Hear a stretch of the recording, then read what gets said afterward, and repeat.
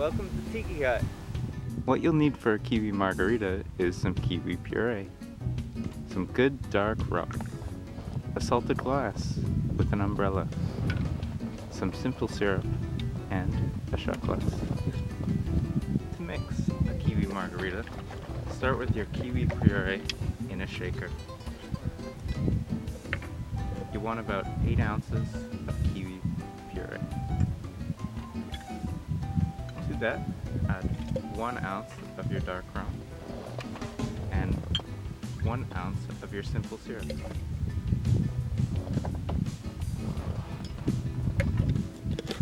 Cap your puree mix, give it a good shake,